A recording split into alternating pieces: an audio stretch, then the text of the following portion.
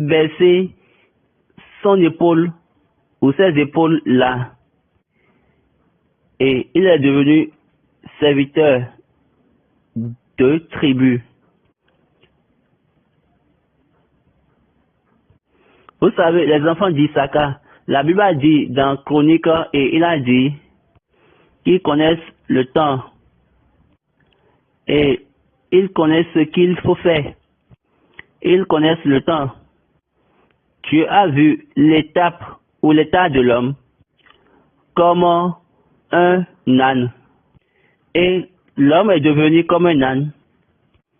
Oui, quelqu'un qui porte des charges, le serviteur des tribus.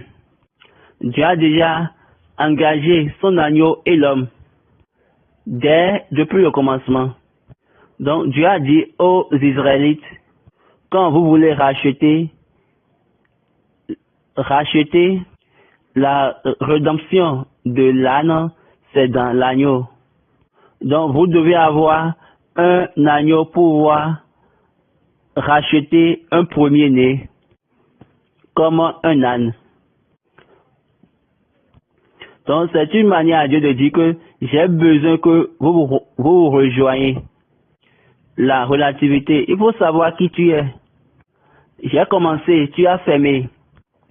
Il faut que ça soit dans ta mentalité que c'est de cette manière que les choses vont aller jusqu'à ce que tu vas maintenant aller au rendez-vous. Tu vas atteindre le rendez-vous.